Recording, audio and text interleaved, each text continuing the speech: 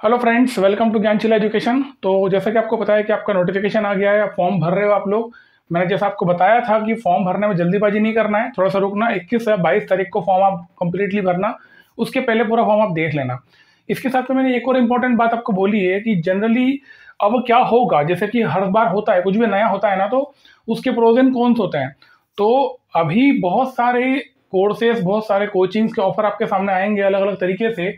और आपके मन में क्योंकि एक डर है, आपके मन में कहीं एक भय है कि यार नया पैटर्न आया है तो क्या होगा, तो उससे आपको बाहर कैसे निकलना, उससे आपको बचना कैसे है, ये वीडियो उसके ऊपर बेस्ड है ना। मेरी पूरी कोशिश रहेगी कि मैं आपको उससे बचा के निकाल लूं, ताकि आप अपना पूरा फोकस केवल अपने प्रिपरेशन पे लगाओ। जो अननेसेसरी काम आप करने वाले हो ना, उस वो करने से आपको बचाना, ये मेरा पर्पज है। और इस वीडियो में मैं उसी के ऊपर बात करूंगा।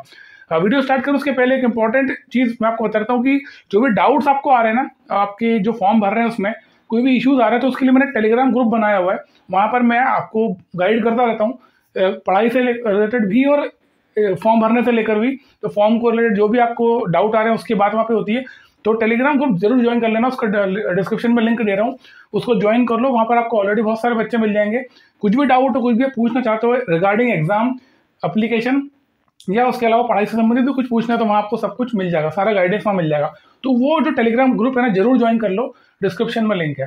अब बात करते हैं जो अभी जो हो रहा है ना, जैसे एग्जाम पैटर्न चेंज हुआ है एसएससी का, तो आपको एक चीज समझना पड़ेगी दोस्तों, जो एग्जाम पैटर्न चेंज हुआ है टीयर 2 का हुआ है, टीयर 1 का नहीं हुआ है।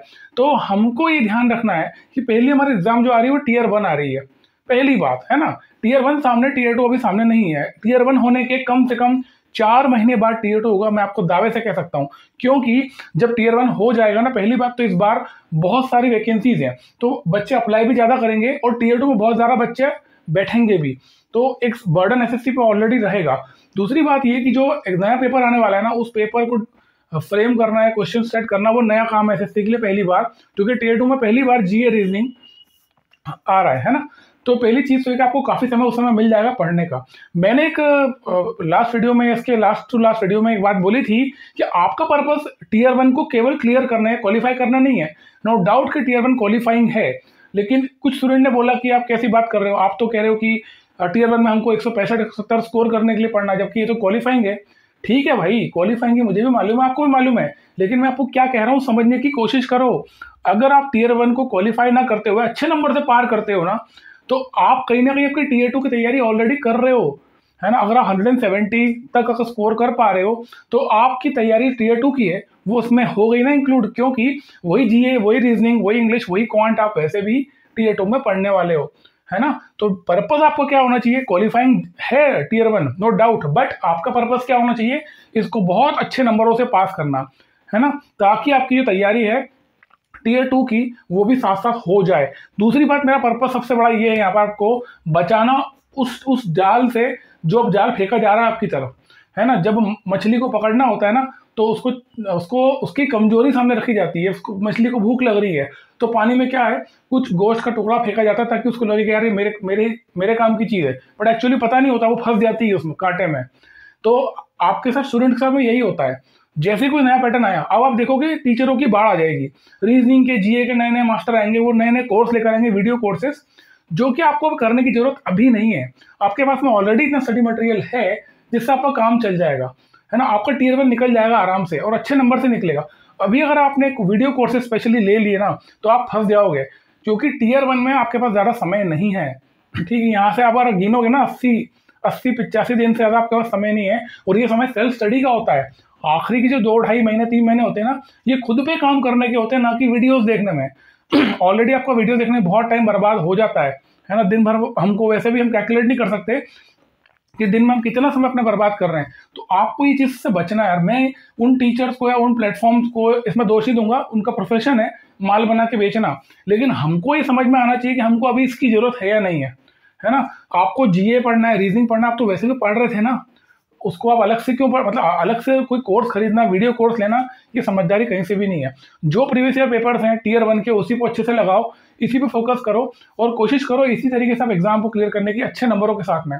दूसरी बहुत इंपॉर्टेंट चीज है, क्यों आपको टीयर 1 अच्छे नंबर से क्लियर करना है, क्योंकि अगर आप मान लो जेएसओ की पोस्ट के लिए अप्लाई कर रहे हो तो जेएसओ का जो कट ऑफ है बहुत ज़्यादा जाता है। क्यों ज़्यादा जाता है? क्योंकि उसकी वैकेंसी कम होती है ना। और अब क्या हो रहा है, पिछले साल से अब हर कोई इंसान उसमें अप्लाई कर दे रहा है। तो अप्लाई करने की वजह से भले वो बच्चा टीयर 2 में बैठे या ना बैठे, वो अप्लाई कर दे रहा है तो उसका कट ऑफ ऑटोमेटिकली ऊपर चला जाता है। तो अगर आपको जेएसओ और एएओ वाली पोस्ट है, इन दोनों पोस्ट के लिए अगर आपको एलिजिबल अपने आप को रखना है तो इनके कट ऑफ को भी आपको क्लियर करना पड़ेगा। तो ये ऑब्वियस सी बात है कि टीयर 1 का बाकी पोस्ट के लिए कट ऑफ तो भले ही बहुत कम जाएगा, लेकिन एओ वाली पोस्ट और जेएसओ वाली पोस्ट के लिए कट ऑफ जा ही जाता है। तो आपको उस रेंज में अपने आप को लेके आना पड़ेगा अगर आपको ये पोस्ट चाहिए। और नो डाउट देखो, जो असिस्टेंट ऑडिट ऑफिसर की पोस्ट है ना, ये बहुत ही शानदार पोस्ट है। बहुत ही जल्दी मैं जॉब प्रोफाइल के वीडियोस में लेकर आने वाला हूँ और वो सारी बातें आपको बताऊंगा जो अभी तक आपको किसी ने बताई नहीं है, और वो बहुत जरूरी होती है। जॉब प्रोफाइल की वीडियोस मैं इसलिए बनाता था पहले कि आपको पता चले कि कौन सी नौकरी में क्या प्रोज एंड कौन है, ताकि अपनी पर्सनैलिटी के अकॉर्डिंग आप डिसीजन ले सको कि आपको कौन सी जॉब करनी है। तो उसके वीडियोस में आएंगे डेफिनेटली। बट एओ जो वाली जो पोस्ट है, जितना मैंने समझा है, मेरे जो जानने वाले जॉब कर रहे हैं, कई स्टूडेंट्स भी हैं, तो वो जॉब इतनी बढ़िया है, इतनी पावरफुल है और इतनी अच्छी जॉब है कि आप बहुत जल्दी उससे प्रमोशन भी फास्ट है, आप जल्दी से ग्रुप ए में पहुंच जाते हो और अच्छी लाइफस्टाइल है, उसमें अच्छी खासी सैलरी है। ठीक है, तो इसलिए मैं कहता हूँ कि टीयर 1 का अच्छा स्कोर करना आपकी प्राइमरी ड्यूटी है, पहला प्रथम कर्तव्य है। टीयर 1 में अच्छा स्कोर करो कैसे भी करके और अच्छे नंबर लेके आओ, ताकि आप जेएस और एओ वालों की पोस्ट के लिए एलिजिबल हो जाओ। और सबसे इंपॉर्टेंट है कि आपकी तैयारी जीए और रीजनिंग के साथ में हो जाएगी खुद से ही। तो आपको ना तो कोर्स खरीदना पड़ेगा और आपका एक अलग ही कॉन्फिडेंस रहेगा। अगर आपने टीयर 1 में 175 नंबर तक ले आए तो टीयर 2 के लिए आप कॉन्फिडेंट रहोगे। आपको ये पता होगा नहीं यार, हमने स्कोर किया है टीयर 1 में, तो ये पॉसिबल है कि टीयर 2 में हम स्कोर कर देंगे, है ना। तो एक बच्चा जो बाउंड्री पे एग्जाम निकाल रहा है टीयर 1, और वही एक बच्चा इधर जो 175 नंबर लेकर मतलब कट ऑफ से बाउंड्री से 30-40 नंबर ऊपर है, इन दो बच्चों में कॉन्फिडेंस लेवल इसका ज्यादा होगा क्योंकि इसने टीयर 1 अच्छे नंबरों से क्रॉस किया है ना। तो ये चीज आप समझो। मैं जो कह रहा हूँ ना कि आप टीयर 1 के लिए अच्छे से मेहनत करो, अच्छा स्कोर लाओ, तो ये मुझे पता है कि क्वालिफाइंग है, आपको भी पता है, लेकिन उसमें भड़कने की जरूरत नहीं है। कई बच्चे कई सारी गालियां में दे देते हैं कमेंट्स में, सोचते नहीं कि मेरा पर्पस क्या है बोलने का। मेरा पर्पस ये था, जब मैंने ये बात बोली थी कि आप टीयर 1 में अच्छा स्कोर करो, तो उसके बहुत सारे रीजंस थे, है ना। ये रीजन था कि आप अच्छा स्कोर करोगे तो कॉन्फिडेंस लेवल रहेगा और जीए रीजनिंग की तैयारी आपके अपने आप हो जाएगी।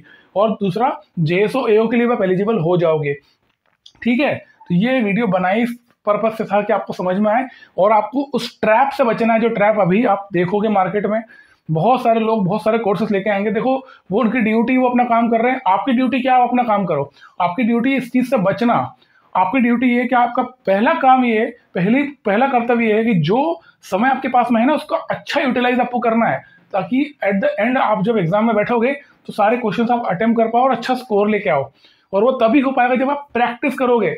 सबसे बड़ी प्रॉब्लम पता है क्या है? आप पढ़ सब कुछ लेते हो लेकिन प्रैक्टिस नहीं करते हो। कई बच्चे पूछते सर हमने ये पढ़ लिया, वो पढ़ लिया, नीतू मैडम की किताब है हमने 3 बार खत्म कर ली, ये किताब हमने 4 बार खत्म कर ली, फिर भी नंबर नहीं आ रहे हैं। रीजन बता रहा हूँ ना क्यों नहीं आ रहे हैं। किताबें खत्म करने के बाद भी नंबर इसलिए नहीं आ रहे हैं क्योंकि आपने प्रैक्टिस ही नहीं किया। मुझे कोई नया कॉन्सेप्ट आज समझ में आया, मैंने उसको समझ लिया, बहुत अच्छी तरह समझ में आ गया, लेकिन उस पर्टिकुलर कॉन्सेप्ट के ऊपर जब तक मैं प्रैक्टिस नहीं करूंगा तब तक वो चीज़ किसी काम की नहीं है। 2-3-4 दिन में वो सब भूल जाएंगे हम। तो प्रैक्टिस बहुत इंपॉर्टेंट है और आपको कैटेगराइज करना पड़ेगा कि किन किन टॉपिक्स हैं जो हमें समझ में तो आते हैं लेकिन उसके नंबर नहीं आ रहे हैं। तो उसकी लिस्ट तैयार करो और उससे रिलेटेड आप क्वेश्चंस लगाओ। ठीक है, तो ये एक वीडियो था। हाँ, इंपॉर्टेंट चीज़ जो मैं बता चुका हूँ, जो टेलीग्राम ग्रुप है उसको जरूर ज्वाइन कर लो। वहाँ पर आपको सारा गाइडेंस मिल जाएगा, पढ़ाई से संबंधित भी और अप्लाई करने से संबंधित। अप्लाई करने में बहुत सारे इश्यूज हैं, बहुत सारे डाउट्स आपके हो सकते हैं, तो वहाँ पर आपको हर चीज़ का जवाब मिल जाएगा। ठीक है, तो उम्मीद करता हूँ ये वीडियो आपको फ्रूटफुल लगा होगा। मिलते हैं अगले वीडियो में। Thank you so much. जय हिंद।